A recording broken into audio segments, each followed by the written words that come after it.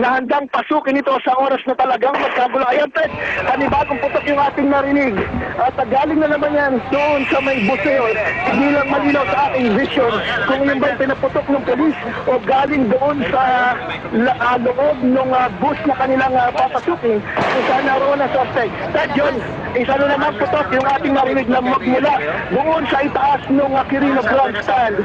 Paragay natin iyon ay yung mga sniper na kanina pang hapon ipinapwesto sa iba't ibang vantage point nitong Quirino Grandstand. Ted. Ano muna, yan guys, muna sa...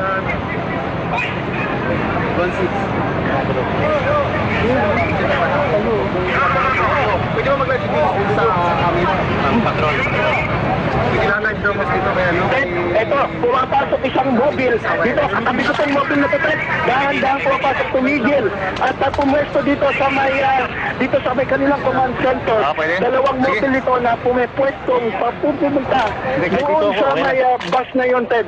Lahat ng media na nagko-cover malapit sa bus kanina, lahat yun, Ted, nawala na. Nagpuntaan na doon sa bandang dulo ng Luneta Grandstand.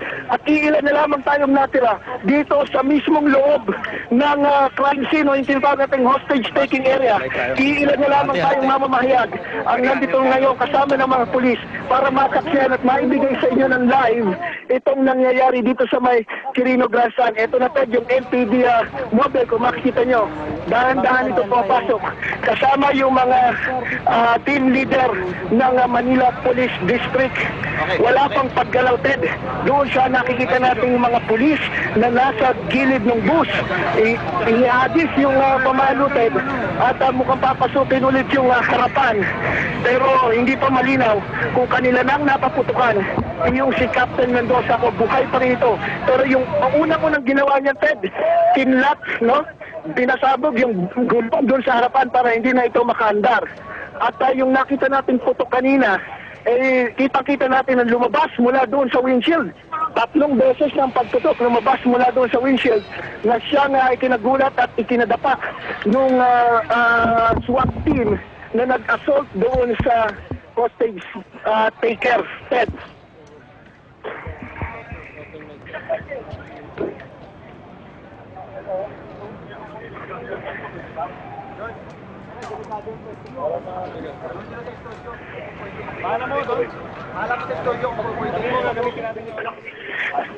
Nanggaling po ang 3 putok kanina at ito ho ay papalabas ng windshield ng bus.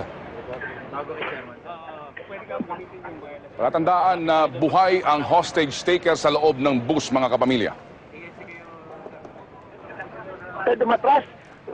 Umiba na pwesto. Yung kalahati ng team nagpunta sa likuran, Ted. Nagtago. 1, 2, 3 na lamang yung aking nakikita dito sa may hulihang gulong ng bus. At yung isang pulis nag-iisa doon, malapit sa may pintuan. Kung makikita nyo, Ted, nag-iisa lang siya doon malapit sa pintuan. 3 sa kanyang kasama ay nasa tagiliran. At yung iba ay nandun na sa likuran ng bus. At 3 naman sa kanyang mga kasamahan ay nandun sa harapan. Umatras na rin yung nag-iisang yon. Umatras na rin dahil po umagatid na buhay pa itong si Captain Mendoza sa loob. Hindi natin malaman kung siya lang ang buhay o meron pang ibang tao na buhay na kasama niya dahil may mga ugong-ugong kanina na hindi nag-iisa si Captain Mendoza doon sa loob. May kasama pa itong iba pero yun ay hindi kumpirmado. Yun ay malalaman lamang natin kapag ito ay naipasok na o napasok na ng mga otoridad itong bus na ito, Ted. Samantala, dito sa aking kinalalagyan, Ted, sa likod nitong command center kanina, ilang metro ang layo sa bus. Ayan, pangatlong MPD vehicle na ito na pumasok dito sa mismong grandstand. Nakaporma para sa isang assault ulit. At ito, dumapak.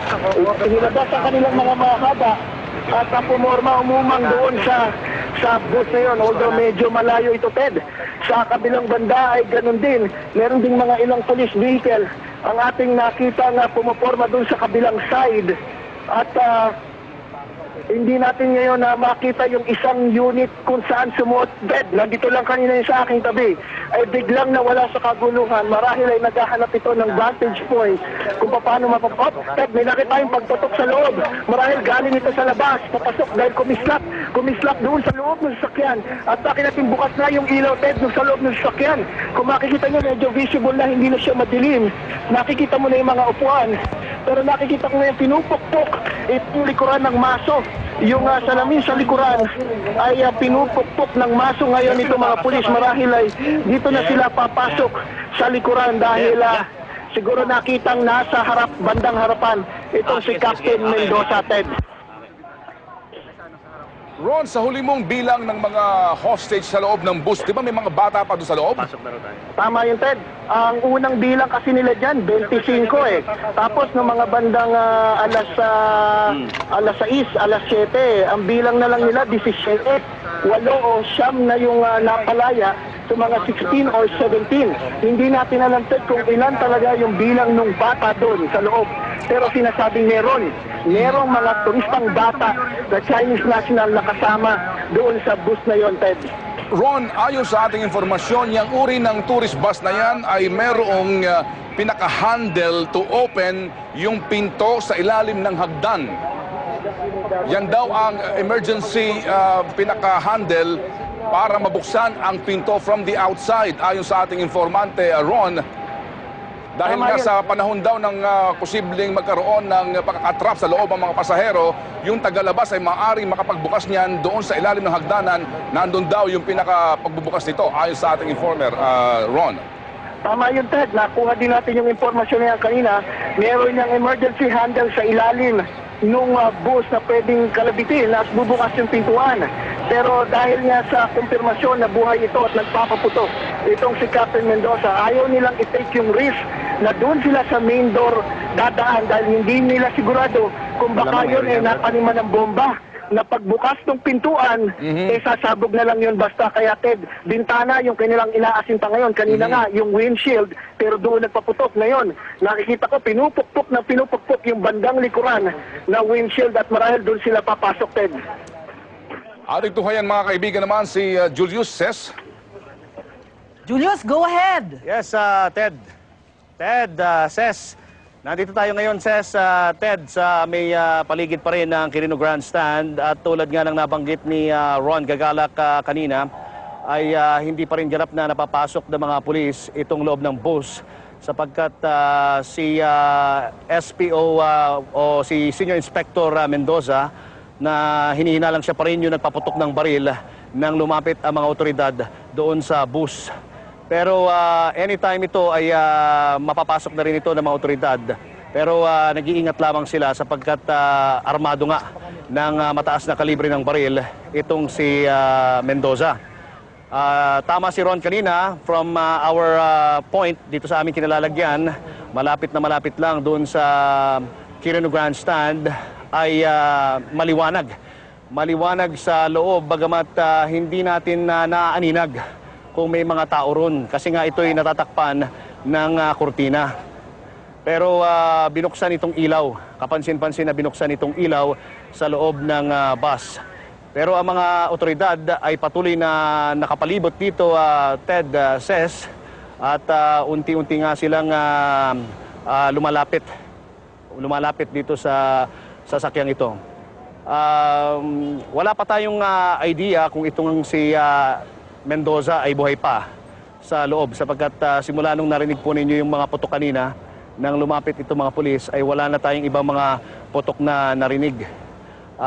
Hindi natin alam kung anong nangyayari doon sa loob. Pero kanina nga nung nakausap natin itong driver, sinabi niya na patay na raw lahat ng nasa loob. Hindi lang natin makumpirma yon sapagkat naroon pa rin yung posibilidad na nagpanik siya papalabas ng bus kaya't hindi niya nakita, ganap, posibleng hindi niya nakita talaga, no? Lahat ng mga nasa loob ng bus nang siya ay makatakas. Gayunpaman, tayo ay patuloy na nakasubaybay dito at ating patuloy na aantabayanan itong mga magiging developments dito, Ted, Ses. Salamat, Julius. Samantala, ating tunghayan muli si Ron Gagalak. Ron, ano ang latest sa iyong vantage point, Ron? Ted, medyo malaki na yung butas na aking nakikita dito sa may likurang sala.